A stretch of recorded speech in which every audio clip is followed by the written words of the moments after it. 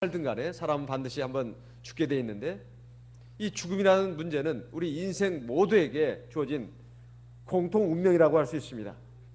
이러한 죽음이 피할 수 없는 것이었는데요.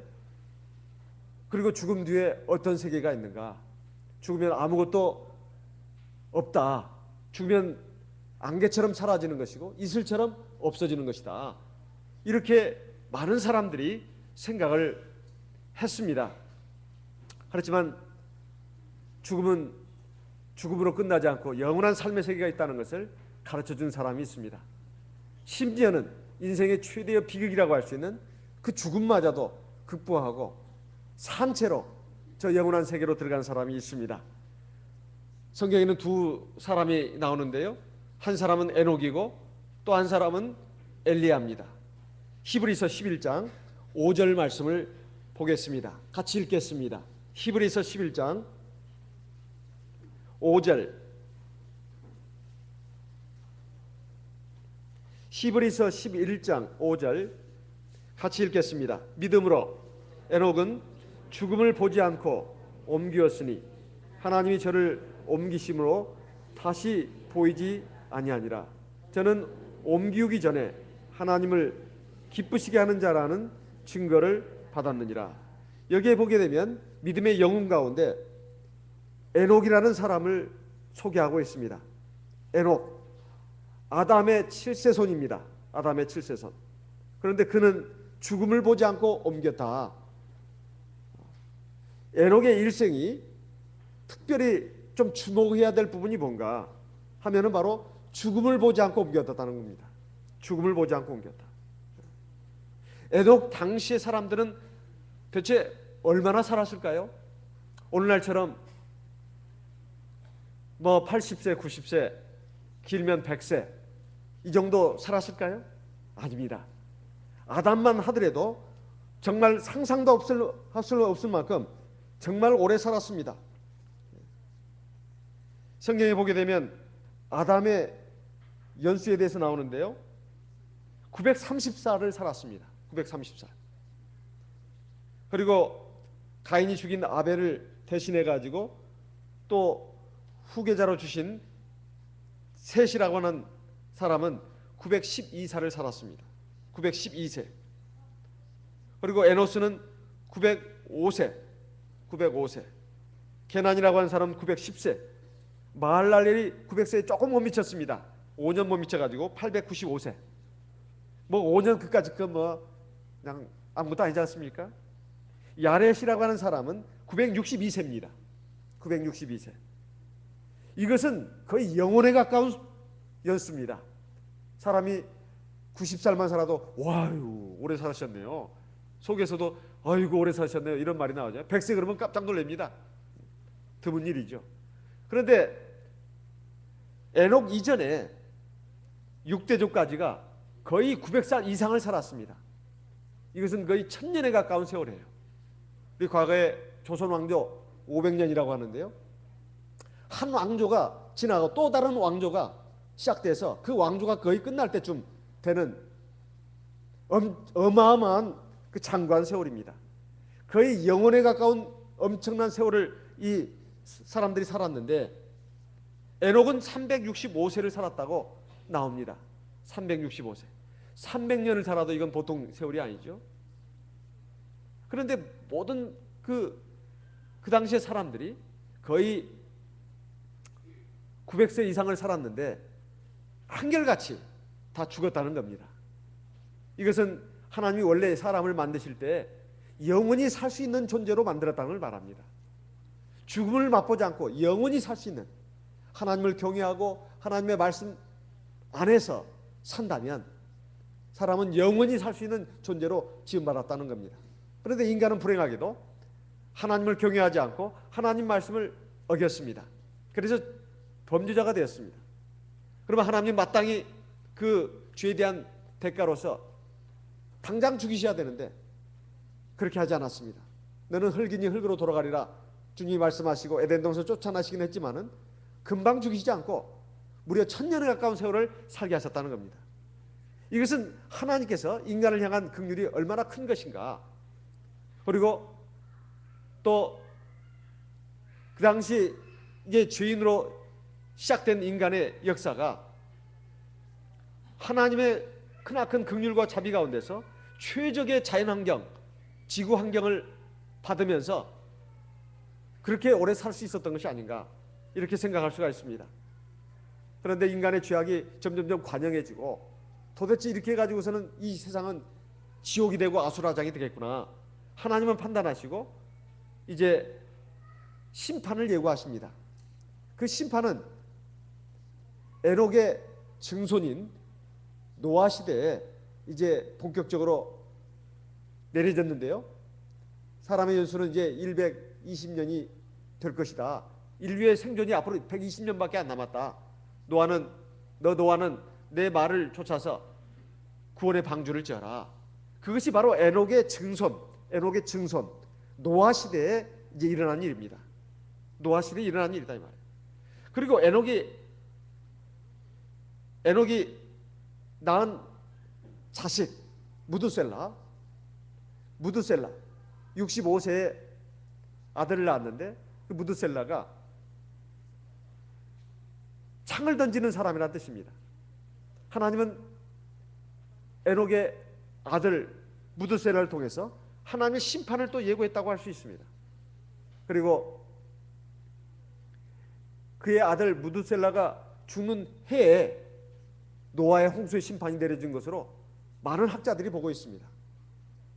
그러니 이 에녹 시대만 하더라도 사실 죄악이 관영했고 이제 도대체가 사람의 그 모든 살아가는 모습들이 하나님 앞에서 정말로 용납받을 수 없는 그러한 악한 상태로 가고 있었다는 것을 알려주고 있습니다.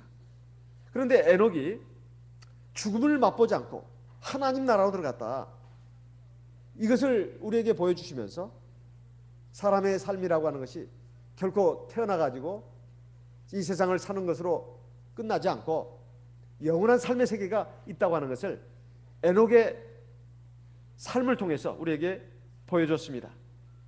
자, 우리가 에녹의 신앙을 통해서 무엇을 배워야 할까요?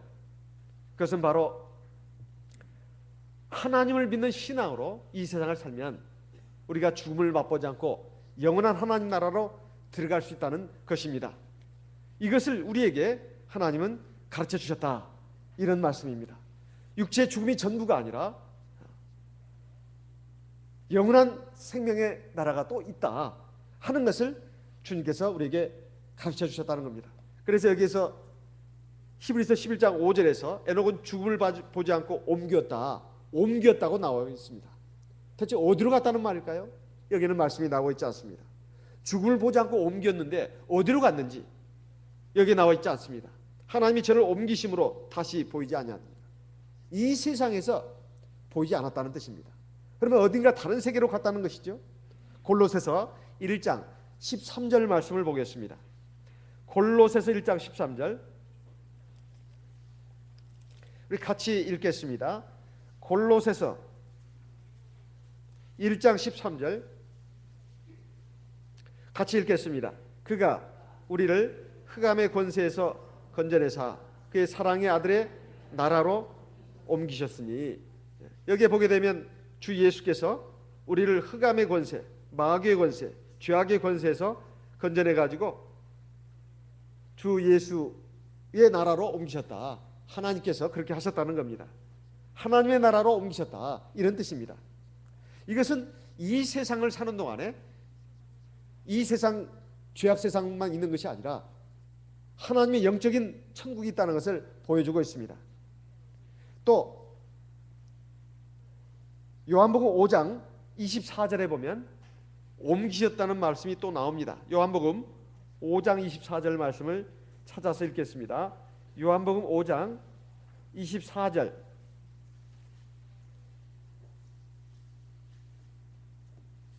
요한복음 5장 24절 같이 읽겠습니다. 내가 진실로 진실로 너희에게 이르노니 내 말을 듣고 또 나 보내신 이를 믿는 자는 영생을 얻었고 심판에 이르지 아니하나니 사망에서 생명으로 옮겼느니라. 에녹이 죽음을 보지 않고 옮겼다는 것은 하나님의 생명의 나라로 옮겼다는 뜻입니다. 하나님의 생명의 나라로, 영원한 천국으로 옮겨졌다는 뜻입니다.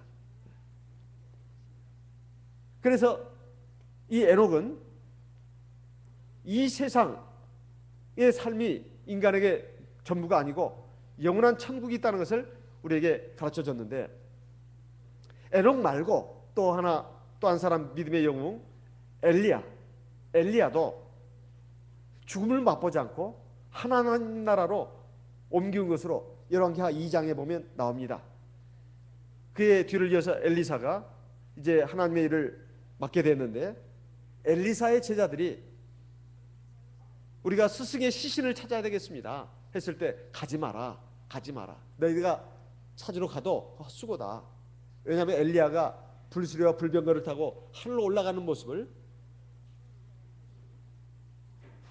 엘리사뿐만 아니라 제자들이 보았습니다. 그러니 하나님이 불회리바람으로 자기 스승 엘리야를 하늘로 올라갔는데 어딘가 그 계곡에다가 내동댕이 쳤을 것이 아니냐, 그렇게 사람들은 생각했습니다. 그런데 그러지 않았습니다. 그야말로 바로 하늘로 올라갔지요. 그래서 시체를 찾을 수가 없었던 겁니다. 그 훗날 이제 예수님이 이 세상에 오셨을 때 변화산상에 올라가셔서 기도하실 때 예수님의 모습이 호련히 변화가 됐습니다. 그리고 그 자리에 모세와 엘리야가 나타나서 주님과 더불어서 대화를 나눈 장면이 나옵니다. 마태복음 17장에 있는 기록입니다. 그때 베드로와 야고보, 요한이 잠이 깨가지고 그 광경을 보고 너무나 놀랐습니다. 그리고 너무나 황홀하고 신비감에 젖어가지고 무슨 말을 어떻게 할지를 몰랐어요. 주여, 우리가 여기 있는 것이 좋사오니 우리가 초막 셋을 짓되 하나는 주를 위하여, 하나는 모세를 위하여, 하나는 엘리야를 위하여 하겠나이다. 이상 모든 걱정이 다 사라지고, 그리고 그 자리에 있는 것이 너무나 감격스럽고 행복해서 이 세상에 재현된 하나님의 나라를 그들이 목격하면서 그들은 어쩔 줄을 모르고 황홀했던 겁니다. 그 자리에 바로 엘리야가 나타났습니다. 이것을 통해서 우리가 알 수 있는 것은 이 세상이 전부가 아니다, 하나님의 영원한 나라가 있다 하는 것을 알 수가 있습니다. 우리 교회 초창기에 박필선 전도자님이 순교를 당하실 때 그 광경을 직접 우리 성도님들이 목격한 분들이 별로 없습니다. 어쨌든 뒷산에 올라가 가지고 빨치산, 그러니까 당시 남한에 있던 공산 당원들을 빨치산이라고 하지 않습니까? 남한에 있는 자생적인 공산당원들, 그 빨치산들이 우리 박필선 목자님을 산에 데려가 가지고 돌로 쳐 죽일 때 이제 목자님은 자기에게 잠깐 기도할 시간을 달라고 하지 않았습니까? 기도할 시간을. 그래서 하나님께 이제 기도를 했는데 누군가가 이제 돌을 들어서 쳐서 이제 죽였습니다. 돌에 맞아 가지고 피를 흘리면서 죽는데, 그때 하늘에서 밝은 빛이 그 자리에 내려 비쳤다고 합니다.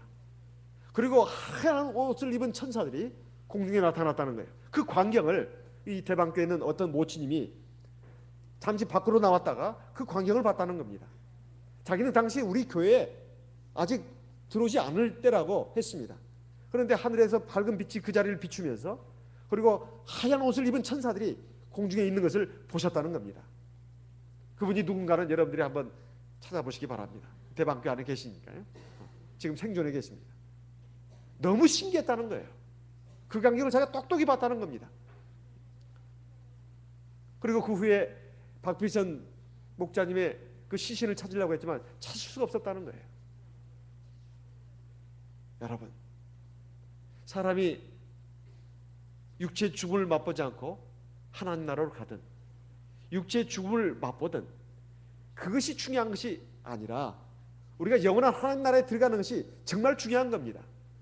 우리가 이 세상에서 사는 것으로 이제 끝나고, 그리고 안개처럼 사라지는 것이라면 하나도 두려울 일이 없어요. 두려울 일이 없고 걱정할 일도 없습니다.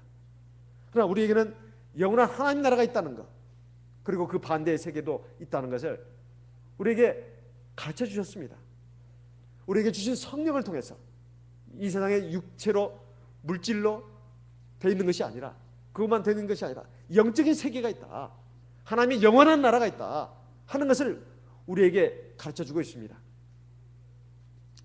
그래서 우리는 우리의 믿음의 선진들의 믿음을 보면서 교훈을 받고 격려를 받아야 되겠습니다.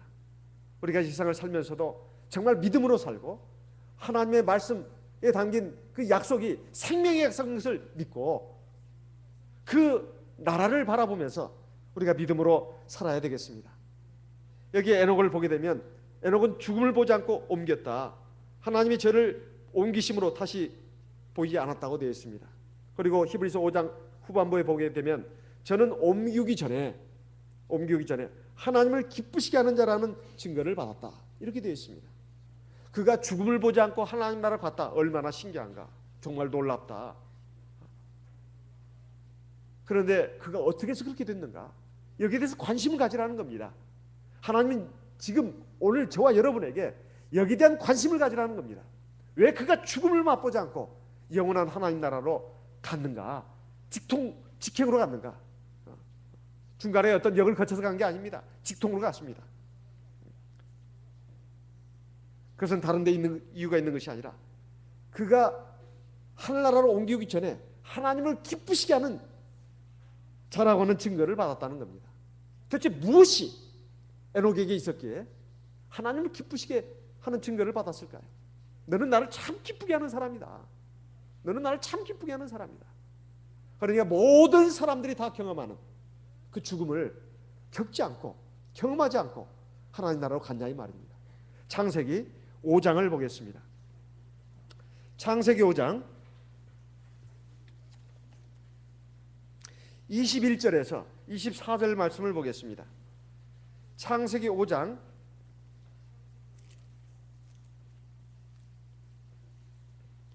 21절에서 24절 같이 읽겠습니다.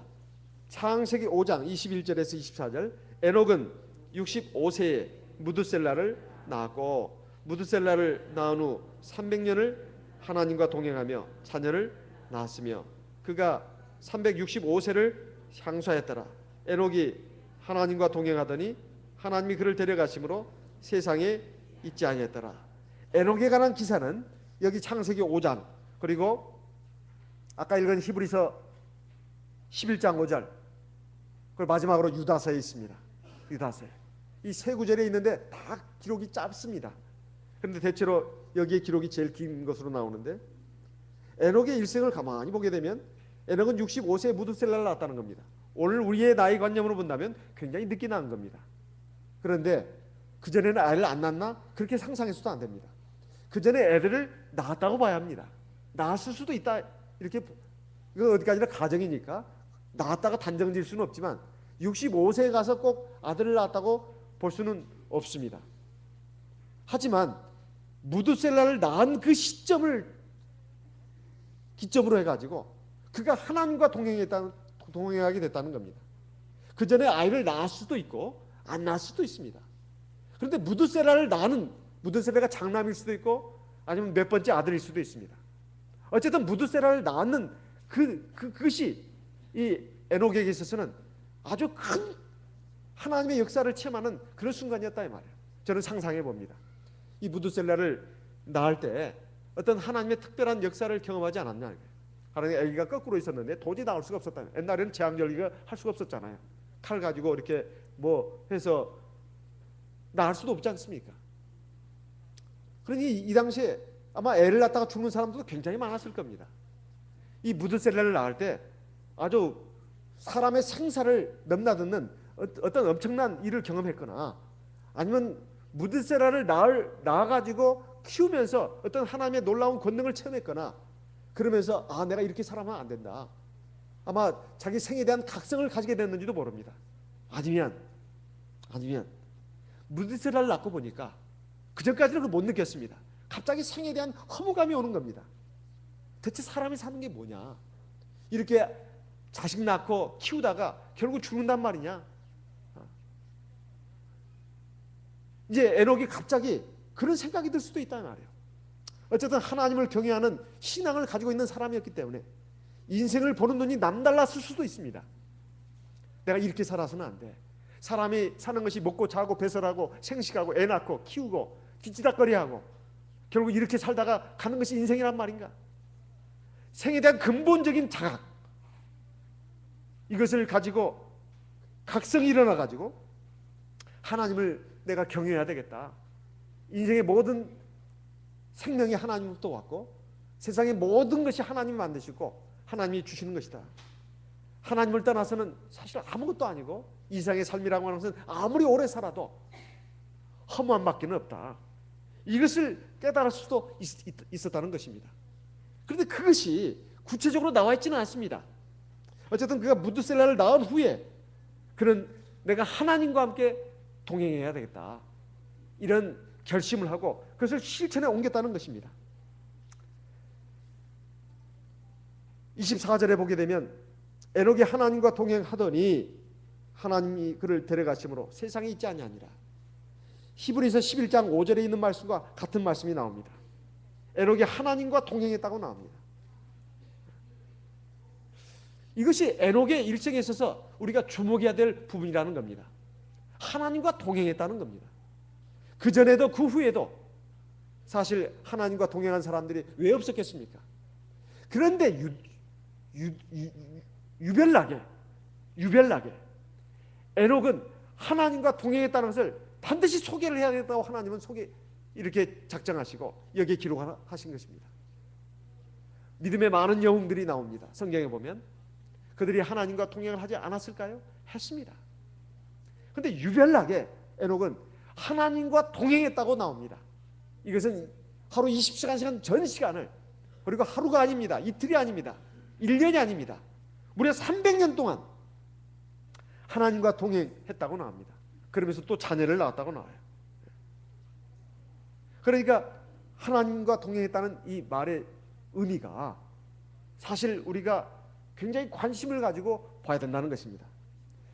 동행이라는 말, 동행하다는 말은 히브리 말로 할라크라고 하는데 이건 보통 기본적으로 걷다는 뜻이 있습니다. 같이 걷다, 같이 걸어간다는 뜻이에요. 그런데 종종 말입니다. 동행한다는 말, 히브리 말로는 할라크라고 하는데 할라크, 종종 뜻을 줬다, 삶을 살다라는 뜻이 있답니다.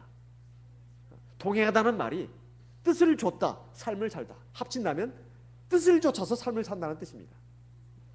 그러니까 에녹이 하나님의 뜻을 좇아서 올바른 삶을 살았다는 것입니다. 에녹이 하나님의 뜻을 좇아서 올바른 삶을 살았다. 당시대의 시대상이라고 하는 것은 대단히 부패하고 타락했습니다.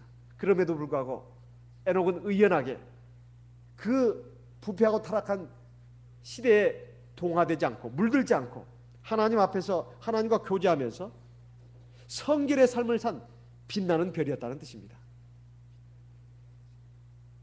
그래서 에녹이 그 시대 사람들을 향해서 하나님의 심판을 예고하는 장면이 나옵니다. 유다서 1장을 보겠습니다. 요한계시록 앞에 유다서가 있습니다. 유다서 1장 14절 15절 말씀을 보겠습니다. 유다서 1장 14절 15절 말씀을 같이 읽겠습니다. 아담의 7세손 에녹이 사람들에게 대하여도 예언하여 이르되 보라 주께서 그 수만의 거룩한 자와 함께 임하셨나니 이는 무사람을 심판하사 모든 경건치 않은 자의 경건치 않게 행한 모든 경건치 않은 일과 또 경건치 않은 주인의 주께 거스려 한 모든 강팍한 말을 인하여 저희를 정죄하려 하심이라 하였느니라. 자, 여기 보게 되면 에녹이 아담의 7세손이라는 걸 밝히고 있으면서 사람들에 대해서 예언했다고 나옵니다. 이 말은 그저 자기 혼자만 믿음의 삶을 살고 거룩한 삶을 살았다는 것이 아니라 많은 사람들 깨우치는, 그리고 바른 길로 인도하려고 애를 쓴 이런 모습이 여기 나타나 있습니다. 하나님도 받은 말씀을 이제 사람들에게 전했는데 보라 주께서 수만의 거룩한 자들과 함께 임하셨나니, 이건 이제 장래의 일을 지금 내다보는 것이죠. 무사람을 심판하사 모든 경건치 않은 자의 경건치 않게 행한 모든 경건치 않은 일과, 여기에 경건치 않은 이 말이 나옵니다. 경건치 않은 이란 말은 영어로는 ungodly라고 하는데요. ungodly, 이거 뜻이 무슨 뜻이냐? 하나님이 없다는 뜻입니다. 경건치 않다는 말은 하나님이 없다는 뜻이에요. 경건하다는 말은 가들입니다. 하나님이 있다는 뜻이에요. 하나님이 없이 사는 것을 불경건이라고 하고 하나님을 모시고 사는 것을 경건이라고 합니다. 그러니까 당시의 사람들이 하나님이 어디 있느냐? 하나님이 어디 있느냐? 하나님 눈에 보이지도 않고 이 세상이 이렇게 화려하고 이 세상은 이렇게 자연스럽게 굴러가는데 하나님이 어디 있느냐? 내가 악을 행해도 누가 나를 처벌하지도 않고 벌 내리지도 않고 내가 선을 행해도 누가 나에게 상 주는 것도 없고 대체 하나님이 어디 있느냐? 심판자가 어디 있느냐? 이렇게 많은 사람들이 그렇게 생각하면서 그렇게 느끼면서 살았다는 겁니다. 그런데 하나님은 바로 이 일에 대해서 심판하신다는 겁니다. 이 일에 대해서 하나님은 심판하신다는 거예요. 그런데 에녹은 그와 반대되는 삶을 살았다는 것입니다. 그와 반대되는 삶을 살았다는 거예요. 하나님이 없는 인생이라고 하는 것은 하나님이 없는 일을 하게 되어 있습니다. 그리고 하나님이 없는 인생이라고 하는 것은 하나님이 없는 말을 하게 되어 있습니다. 많이 하게 되어 있어요. 그리고 하나님이 없는 방법으로 살게 되어 있습니다. 그리고 하나님 없이 제멋대로 살게 되어 있다 말이에요. 하나님이 없는 인생은, 즉 불경건한 인생은 그렇게 살게 되어 있습니다. 자기 마음대로 사는 거죠. 자기 멋대로 사는 겁니다. 온갖 악을 저지르면서도 약간의 양심의 가책은 좀 느낄지는 몰라도 그거 무마하면서 막 자기 멋대로 살게 돼 있다 이 말이에요. 정욕적인 삶을 살게 돼 있다 이 말입니다. 하나님은 바로 이 일에 대해서 심판하신다고 되어 있습니다. 뿐만 아니라 경건치 않은 죄인의 죽게 거스려 한 모든 강팍한 말을 인하여 저희를 정죄하려 하십니다. 그렇게 살면 안 돼. 하나님 계셔. 하나님 모든 걸 아시고 하나님 심판하셔. 무슨 소리야? 웃기는 소리 하지 마. 그 말도 안 돼. 하면서 하나님의 말씀에 대해서 코숨치고 그걸 비아냥거리고 그 말도 안 된다고 그러고 시대에 맞지 않는다고 그러고 그렇게 살다가는 다 손해본다고 하고 이렇게 하나님 말씀에 대해서 거스리고 비방하고 조롱하고 이런 모든 것들에 대해서도 하나님이 심판하신다고 에녹이 그 시대 사람들에게 증거했다는 것입니다. 이게 얼마나 어려운 일이겠습니까? 한번 생각해 보십시오. 하나님이 에녹의 눈에 보였을까요? 우리가 이 점이 유념해야 할 점입니다. 그 시대 많은 사람들은 하나님을 못 봤는데 에녹은 늘 눈에 보면서 살았냐 이 말이에요. 에?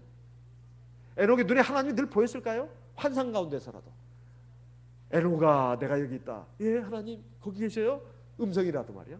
밤에 꿈에서라도 에녹아 너 오늘 잘 살았다. 너 이것은 좀 잘못한 것 같다. 오 그래요 하나님?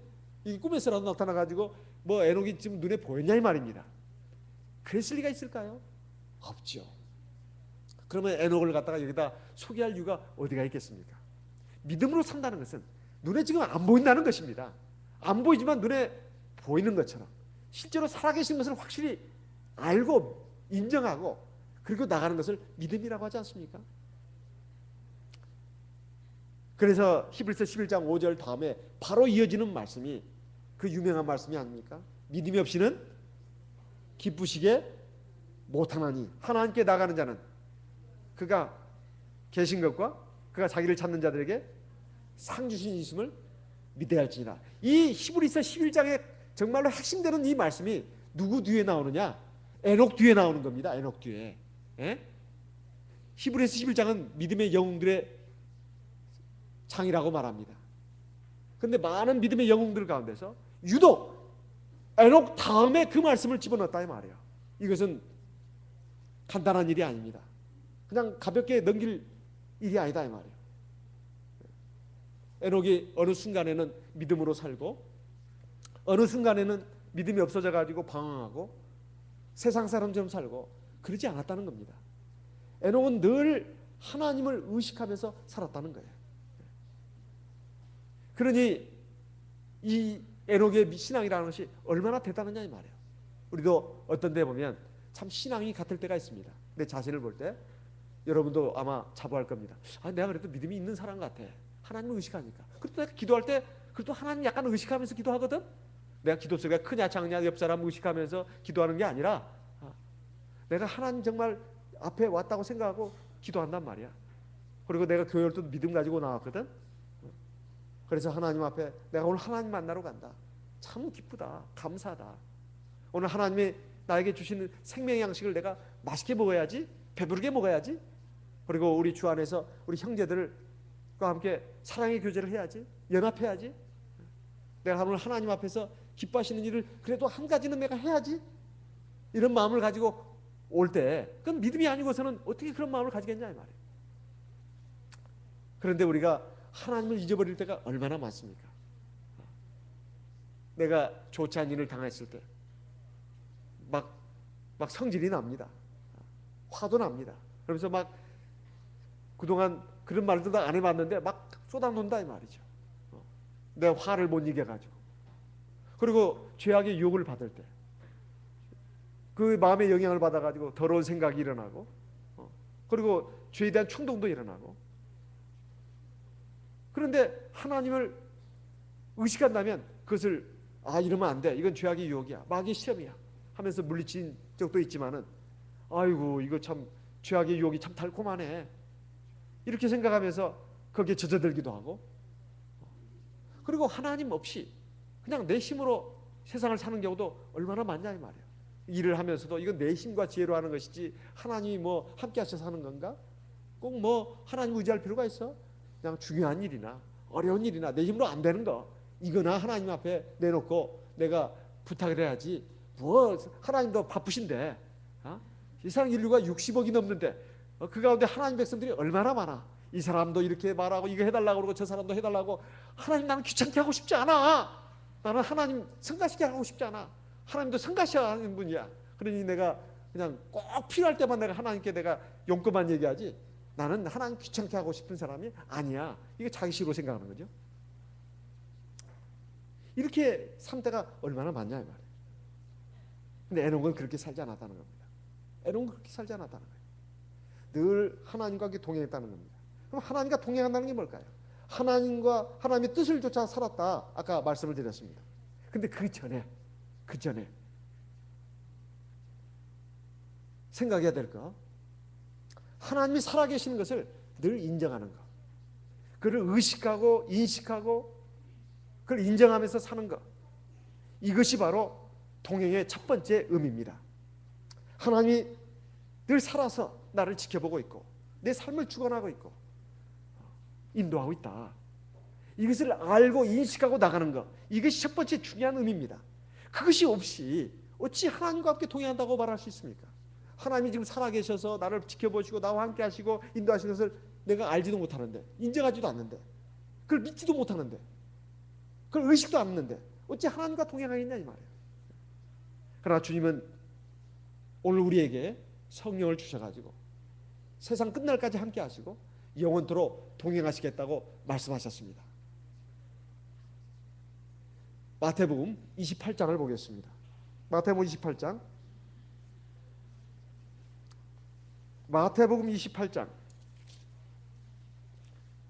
20절 말씀 같이 읽겠습니다. 마태복음 28장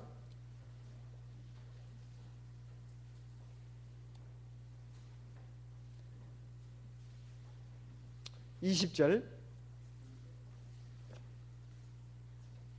같이 읽겠습니다. 내가 너에게 분부한 모든 것을 가르쳐 지키게 하라. 볼지어다 내가 세상 끝날까지 너희와 항상 함께 있으리라 하시니라.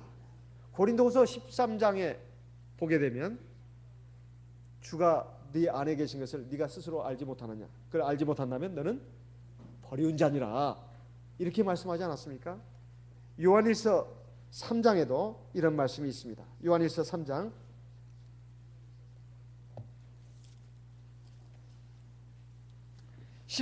요한일서 3장 24절, 요한일서 3장 24절 같이 읽어보겠습니다.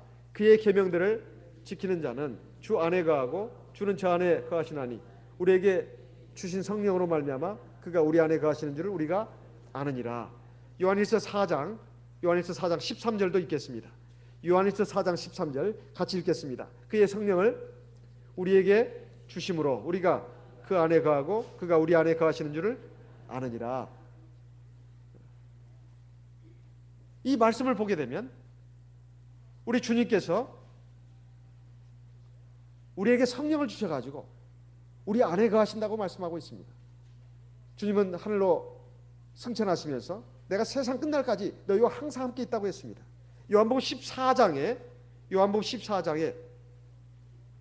16절 보게 되게 되면 내가 아버지께 구하겠으니 그가 또 다른 보혜사를 너희에게 주사 영원토록 너희와 함께 있게 하시리니 18절 내가 너희를 고아와 같이 버려두지 않냐고 너희에게로 오리라. 20절 그날에는 내가 아버지 안에 너희가 내 안에 내가 너희 안에 있는 것을 너희가 알리라. 성령을 주시게 되면 성령을 받는 사람은 반드시 하나님이 내 안에 내가 하나님 안에 있는 것을 알게 된다는 겁니다. 근데 이게 정말 우리가 알고 있냐는 거죠. 성령 받을 때나 성령 받았으니까 받았나 보다 이렇게 생각하고 정말 이걸 알면서 가고 있냐 이 말이에요. 이것을 알지 못하고 믿지 못하고 간다면 이것은 하나님과 동행하는 것이 아닙니다. 그냥 내 안에 하나님만 혼자서 계시는 거죠. 사실 하나님과 함께 동행하는 게 아닙니다. 에녹은 하나님이 자기 눈에 안 보였지만 하나님이 성령으로 자기와 함께 하시는 것을 알고 인정하고 믿었단 말입니다. 그래서 하나님과 함께 동행한다는 것은 다른 뜻이 아니라 하나님이 살아서 나와 함께 하시고 나의 길을 주관하시고 인도하신다는 것을 인정하는 것을 말합니다. 두 번째, 하나님의 뜻을 따라 사는 것을 말합니다. 내가 하나님이 살아계신 것도 인정하고 하나님이 나의 길을 주관하시는 것도 인정한다고 하더라도 하나님의 뜻을 따라 살지 않으면 이건 하나님과 동행하는 게 아닙니다. 하나님은 하나님대로 가는 것이고 나는 나대로 가는 겁니다.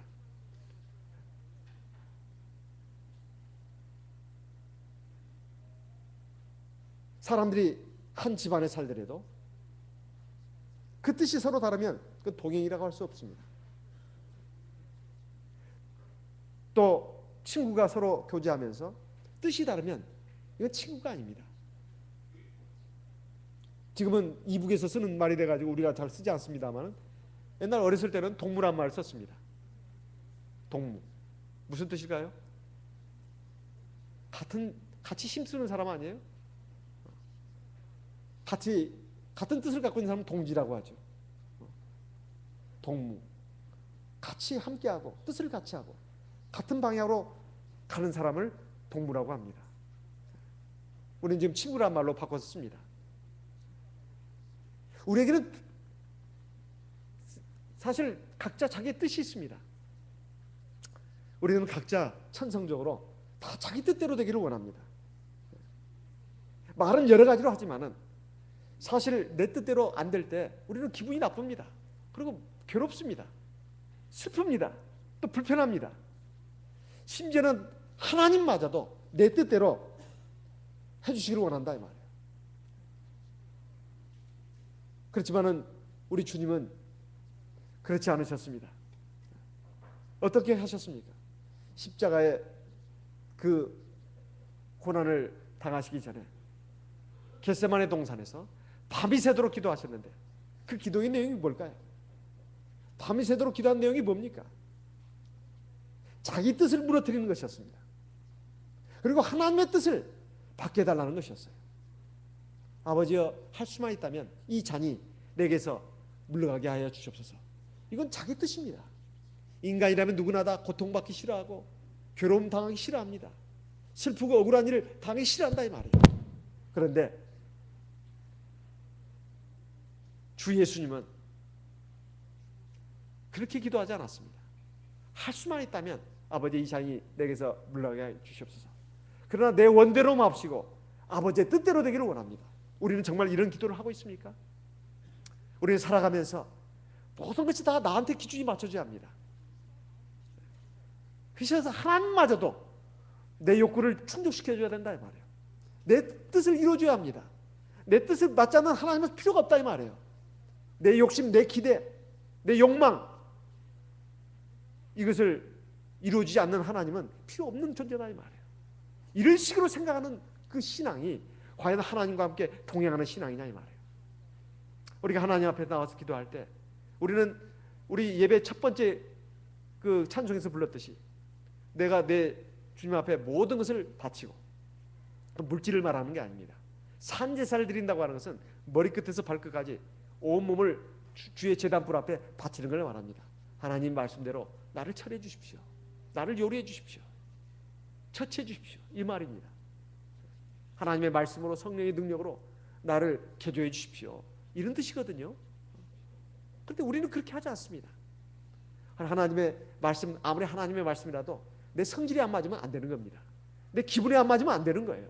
내 현실의 입장과 안 맞으면 소용없는 겁니다. 한 대 두 쪽이 나도. 이런 식의 신앙이 과연 하나님과 동행하는 것이냐 이 말이에요. 하지만 우리는 육신이 약합니다. 믿음도 부족합니다. 그래서 우리는 사실 하나님의 말씀대로 온전히 살 수가 없습니다. 그렇지만 그것을 현실로 인정하고, 그러니 하나님 하나님도 아무리 하나님이라도 나는 어떻게 할 수 없습니다, 이렇게 할 것이 아니라, 하나님 나 이렇게 믿음이 부족해서, 육신이 연약해서 하나님 말씀과 뜻대로 못 삽니다. 하나님 나를 불쌍히 여겨주시고 나에게 믿음을 주시고 성령의 충만을 주시옵소서. 그래서 내가 하나님의 말씀과 뜻대로 사는 당신의 자녀가 될 수 있도록 이끌어 주십시오. 하나님, 나도 나를 어떻게 할 수가 없습니다. 내 마음과 생각, 내 의지와 감정, 내 말과 행동, 잘못된 습관, 행동, 이거 어떻게 바로 잡을 수가 없습니다. 하나님 이거 고쳐주십시오. 내가 이래가지고서 어떻게 하나님의 자녀가 되며 하나님의 백성으로서 이 세상을 살 수 있고 또 영원한 하나님 나라에 들어가서 하나님 앞에 감사와 찬송을 드릴 수가 있겠습니까? 이래가지고 어떻게 하나님 나라에 갈 수가 있겠습니까? 이런 마음으로 하나님 앞에 우리가 기도한다면 하나님이 어찌 그를 내치시겠습니까? 오히려 하나님은 네가 정말로 제대로 섰구나, 성령의 능력으로 하나님의 말씀으로 나를 고치시고 나를 온전케 하셔가지고 하나님 앞에 거룩한 백성으로 서게 하십니다. 그리고 거룩한 삶을 살게 하십니다. 영원한 하나님 나라에 들어가서 생명의 멸관과 귀한 상급을 받게 하시는 그 길로 인도하신다 이 말이에요. 우리가 주님의 기도를 본받아서 우리도 내 욕심, 내 잘못된 자아를 하나님 앞에서 깨트리고 하나님의 말씀과 뜻을 따라서 내가 사는, 그렇게 되고 변화되고 사는 우리가 될 때에 이것이 바로 하나님과 동행하는 삶이다, 이런 말입니다. 세 번째는 하나님과 교제하는 삶입니다. 하나님과 교제하는 삶입니다. 우리가 하나님과 동행한다고 하는 것은 하나님과 교제하는 삶을 말합니다. 믿음으로 하나님을 의식하고 하나님이 인정하고 산다 하더라도 하나님은 늘 우리와 함께 교제하기를 원하시는데 우리는 하나님을 필요할 때만 찾는 그런 존재로만 안다면 하나님과 동행하는 것이라고 할 수가 없지요. 에녹은 65세에 무드셀라를 낳고 늘 하나님과 함께 동행했다고 나옵니다. 300년을 하나님과 동행했다는 거예요. 거기는 어떤 때 기분이 아주 안 좋을 때, 괴로울 때, 슬플 때, 뭔가 어떤 어려운 일을 만났을 때만 하나님과 특별히 동행하고 또 자기 마음이 편하고 즐거울 때 하나님과 동행하고 그랬다는 것이 아닙니다. 기쁠 때나 슬플 때나 즐거울 때나 괴로울 때나 일이 형통할 때나 아니면 역경에 부딪혔을 때나 늘 하나님과 함께 했다는 것입니다. 이것이 대단히 중요한 부분입니다. 우리 성경에 보게 되게 되면 다윗은 목동으로 있을 때 하나님과 함께 동행하는 것이 아닙니다. 그는 왕이 되어서도 하나님과 함께 동행했습니다. 요셉은 보디발 장군의 집에 노예로 팔려갔을 때만 하나님과 동행한 것이 아닙니다. 이제 애굽의 총리 대신에 올라갔을 때도 하나님과 동행했어요. 흔히들 말합니다. 요즘 살기가 너무 바쁩니다. 너무 바빠요. 누구 될 수가 없습니다. 그러니까 지금은 좀 정신이 없으니까 내가 시간 날 때 하나님 찾아뵐 테니까 하나님 이해해 주세요. 그렇게 하지 않았습니다. 우리 믿음의 영웅들은, 선진들은 한가할 때 하나님을 잘 찾고 의지하고 그런 것이 아니라 공사다망할 때도 하나님을 믿고 의지하고 경배했다 이 말이에요. 왜 그럴까요? 하나님이 바로 생명의 주관자시고 인생의 주관자라는 것을 그들은 알았기 때문입니다. 아담의 7세손 그렇게 나오는데요. 아담의 7세손. 그게 히브리 헬라어 원어적인 뜻은 족장이라는 뜻이 있다고 합니다. 족장. 지금같이 왕이, 대통령이 또는 총리가 나라를 다스리는 시대와 달리 옛날에는 족장 시대가 있었습니다. 족장은 왕과도 같은 위치에 있었어요. 그러면 그 당시에 많은 자기의 그 친족들을 거느리는 데 있어서 얼마나 바빴을까요? 그럼에도 불구하고 그는 하나님과 함께 동행했다는 겁니다. 우리가 자식들을 낳아서 가르치고 키우고 가르치고 하는 거, 또 먹고 사는 문제, 이거 쉽게 간단히 해가지고선 우리 제대로 살 수가 없는 그 시대를 살고 있습니다. 옛날에는 안 그랬을까요? 옛날에도 마찬가지였을 겁니다. 하지만 그거 때문에 우리가 하나님과 동행하지 못한다, 이렇게 말할 수는 없다는 겁니다.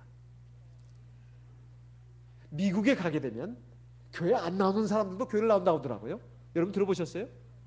미국에 우리 한인들이 한 500만 정도 산다고 그러는데 교회 안 나온 사람도 교회를 나온다고. 왜 그런가? 너무 사는 게 힘드니까. 그리고 온갖 위험도 있고 또 정말 혼자서는 설 수가 없으니까 그 교회를 나온다고 그래요. 자, 뭐 미국이나 캐나다 또는 뭐 다른 나라에 사는 우리 성도들, 특별히 화교 성도들을 보게 되면 정말 믿음 생활 열심히 한다는 얘기를 들었습니다. 한국에 있다가 캐나다에 잠시 동안 이민 가서 살다 온 우리 어떤 자매의 말을 들어보니까 정말 자기들 말로만 들었는데 정말 그 화교들의 그 신앙, 우리 참예수교의 화교들의 신앙은 정말로 본받을 만하다고, 정말 본받을 만하다는 거예요. 정말 그 먼 거리에서 차를 뭐 보통 한두 시간 타는 것은 기본이랍니다. 두세 시간 타고도 많이 온대요. 그래가지고 안식일날 와가지고 오전부터 저녁까지 계속 예배가 있다는 거예요. 기도 시간도 왜 이렇게 긴지 제가 기도 얘기를 여러 번 합니다. 정말로 무릎이 아플 정도라는 거예요. 기도를 그렇게 많이 한대요. 그래서 점심 먹고 저녁 먹고 그리고는 이제 간다는 겁니다. 하루 종일 교회 와서 그때 이제 종교교육도 다 이루어지고. 그들의 신앙을 보면서 정말 내가 한국에 있을 때 자기뿐만 아니라 우리 한국교회 신도들의 신앙이 참 이 화교들의 신앙을 좀 본받아야 되겠구나, 그런 말을 하는 것을 내가 들었습니다. 그러다 보니까 그 2세들도 그 캐나다든 미국이든 그 사회적으로도 두각을 나타낸다는 거예요. 부모 세대들은 다 고생을 많이 했지만 자녀들 세대는 사회적으로도 굉장히 그 두각을 나타내가지고 상류계층으로 들어갔다는 겁니다. 그런데 그들도 교회를 열심히 나온다는 거예요. 믿음 생활을 열심히 한다는 겁니다. 그래서 영적인 이스라엘 백성들이 누구냐? 바로 우리 참예수교회 성도들 아니겠습니까? 그러면 육적인 이스라엘 백성들은 앞으로 구원해야 될 책무가 우리에게 있는데, 세상을 향해서도 우리 참 진리, 참 성령이 우리 이 교회에 있다는 것, 우리에게 있다는 것을 알려주고 그들을 올바르게 인도해야 될 책무가 우리에게 있는데, 참 안타깝게도 하나님은 우리 한국 민족을 택한 것이 아니라 중국인들을 택했다는 그 생각이 들 때가 한두 번이 아닙니다. 한두 번이 아니에요. 그렇다 해서 여러분들에게 제가 열등감을 갖게 하려고 하는 것이 아니라 우리 한국 성도님들 가운데도 화교들 못지않는 신앙을 가진 분들이 있어요. 그런데 그 숫자가 그런 화교들보다도 비율적인 면에서 봤을 때 적다는 것이 안타깝다는 것이지, 그런 신도가 없다는 것이 아닙니다.